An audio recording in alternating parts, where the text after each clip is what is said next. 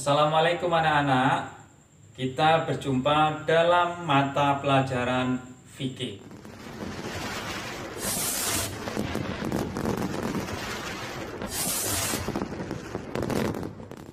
Kali ini kita akan membahas tentang apa sih kewajiban kita sebagai seorang muslim yang sudah mencapai baligh.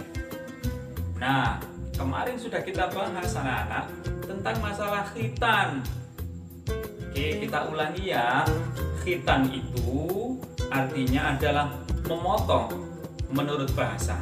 Secara istilah, khitan adalah memotong kulit yang menutupi ujung kemaluan laki-laki. Oke, sudah paham masalah khitan? Sekarang kita akan membahas tentang apa saja tanggung jawab kita yang sudah mencapai baligh. Ada yang tahu tentang baligh itu apa? Oke, seorang muslim itu akan dibebani oleh hukum atau yang disebut dengan mukallaf. Nah, syarat mukallaf: satu, dia seorang yang baligh. Dua, dia berakal sehat. Tiga, dia sudah mendengar dakwah Islam. Tiga ini syarat kita untuk menjadi mukallaf. Mukallaf itu, saya ulangi, adalah seseorang yang sudah terbebani hukum. Oke, ada yang tahu baligh itu apa? Oke, Pak Ed kasih tahu ya.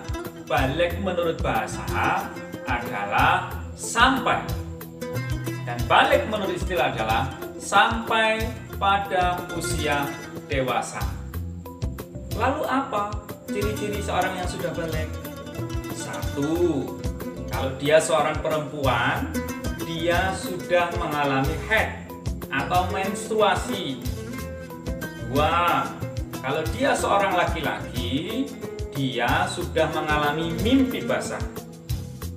Tiga, dia kalau belum mimpi basah, belum haid, usianya menurut ahli fikih itu 15 tahun, sudah dianggap baligh. Oke, jelas kan? Nah, bagaimana penjelasan tentang haid dan mimpi basah? Kita simak penjelasan berikut ini. Haid.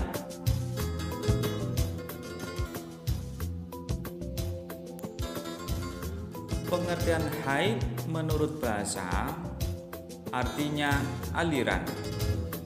Sedangkan haid menurut istilah adalah darah yang keluar dari rahim seorang wanita pada waktu-waktu tertentu yang bukan karena disebabkan oleh suatu penyakit atau karena melahirkan. Perempuan mengalami haid biasanya mulai berumur 9 tahun sampai usia 50 tahun. Setelah berumur 50 tahun, kemudian tidak haid lagi, maka peristiwa tersebut dinamakan masa menopause, atau ketika perempuan itu sudah tidak akan mengalami haid lagi. Sedangkan waktu haid bagi perempuan setiap bulannya itu terjadi sehari sampai paling lama 15 hari.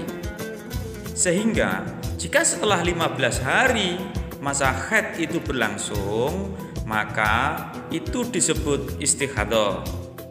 Dalam masa istighadah, maka seorang perempuan dianggap suci dan harus menunaikan semua kewajiban-kewajiban seperti sholat, puasa, dan lain sebagainya. Bagi perempuan yang haid, dilarang untuk melakukan beberapa hal berikut. Yang pertama, sholat. Yang kedua, puasa. Yang ketiga, tawaf. Yang keempat, iktikaf. Dan yang kelima, menyentuh atau membaca Al-Quran. Adapun mimpi basah bagi laki-laki itu dalam istilah bahasa Arab disebut ihtilam. Mimpi basah terjadi pada saat tidur. Kemudian ketika terbangun sudah sudah mengeluarkan cairan yang disebut dengan sel jantan atau sperma. Mimpi basah ini sebagai tanda kalau laki-laki tersebut sudah menginjak masa balik. Saat mimpi basah, seorang laki-laki dalam keadaan hadas besar atau junub. Hal-hal yang dilarang saat junub bagi laki adalah 1. Melaksanakan sholat, 2. Tawaf, ketiga, menyentuh Al-Quran, dan yang keempat, iktikaf.